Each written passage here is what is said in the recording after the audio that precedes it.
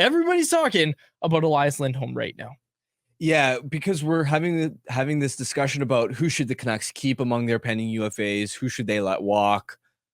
One of my first takeaways when I look at the list of pending free agents that the Canucks have is once I really dove deep into the Elias Lindholm situation, looked at market dynamics, his projected cost, his underlying profile in terms of his performance over the last couple of seasons, I'm convinced that the Canucks should let him walk. Now, number one, cost related, he has every incentive to get the bag, right? He's never earned a $5 million or higher AAV in his NHL career. He's been substantially underpaid for most of his prime seasons. And now at 29, this is his best chance to get paid.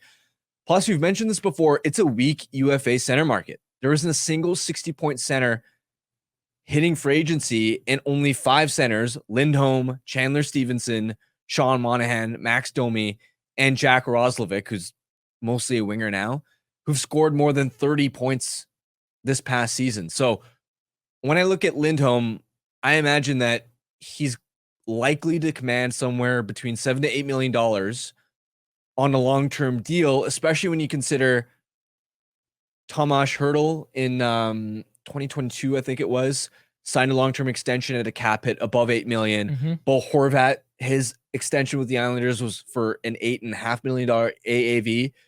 I think Lindholm will be at $7 to $8 million, even though he had a down regular season. That's where the worries start for me. Okay, so I wrote about the walkaway number for every Canucks free agent, and for Elias Lindholm, I put a 7x7. Like, in terms of what the Canucks walkaway number should be, like where the negotiations get to and where the Canucks say, this is too much, we have to walk. Not what the Canucks should do. A lot of the response to that article was like, oh, good thing you're not a GM. These are all overpayments. And I was just like, I don't even know what to say to these people anymore. I said it so many times in the article. This is what they should walk away from. It's in the title, 7x7. If it gets to that point, I think that's just too much for the Canucks to pay in terms of what they need. And basically for Elias Lindholm himself, what he's going to get on the free agent market, it's way more than that. It just doesn't seem like there's going to be a fit this offseason for player or team. Yeah, for me, the cap hit would have to start at a 6, and it'd have to be 5 or max 6 years, which is unrealistic considering how high I expect the demand for his services to be. The problem with a high $7 to $8 million cap hit potentially for Lindholm is I don't have full faith and confidence in how well his offense is going to age, right? Let's ignore even the regular season results he had with Vancouver because clearly he was banged up. But in Calgary, 32 points in 49 games would be a 53-point pace prorated over 82 games, which sounds decent on the surface.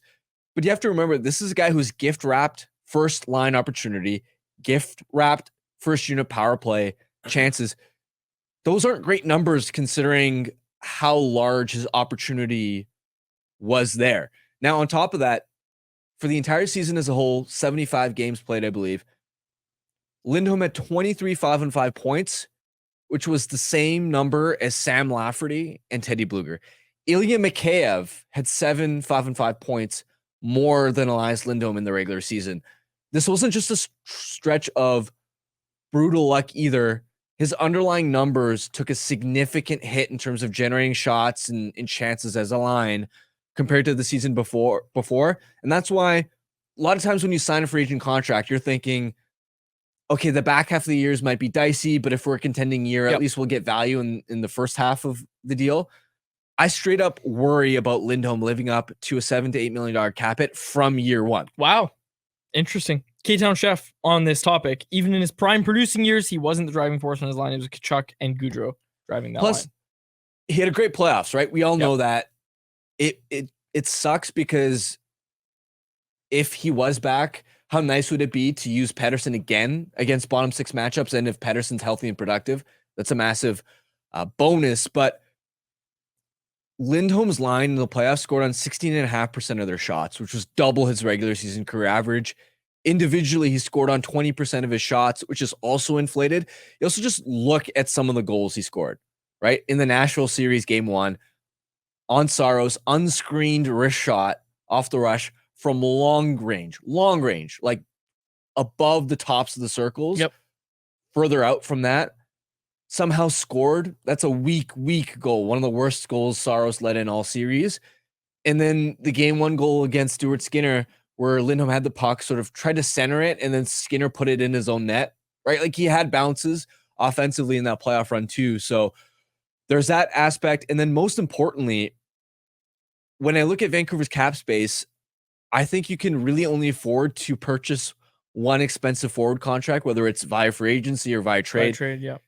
I would prioritize a top 6 winger as that splashy big target instead of a third center, especially because even roster construction wise, there wasn't a single team in the NHL that devoted $7 million to 3 centermen, right?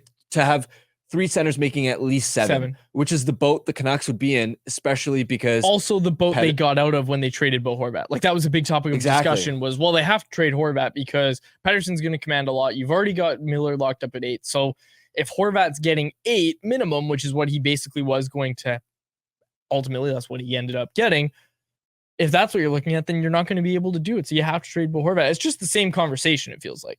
Yeah, and look, if Lindholm had shown that, okay, he can also fit next to Pettersson and that those two have a lot of potential chemistry. And now you've got the option of, okay, this can be a guy who can play with Pettersson or be your third line center, and sort of be both in a way, depending on how the rest of your lineup is performing. Great. Then I think I'd be a lot more open to the idea, but Lindholm and Pettersson never, I mean, they only really got an opportunity down the stretch when both guys were kind of struggling. So maybe that's a contributing factor. But you also can't bet on it being exactly like you can't bet that that's the answer. Well, obviously this is what happened and this is what happened. No, you can't bet on that when you're looking long term. Owner quads would tell you that for sure if you brought that contract to me. So, anything else on Lindholm? Well, I mean, yeah, no, that's pretty much it. I just think for all those reasons, cost, his declining offense, and the fact that I would rather spend that money on a top 6 winger for Pettersson, I think you got to let Lindholm walk, even though he was really good in the playoffs. And I think you are absolutely right.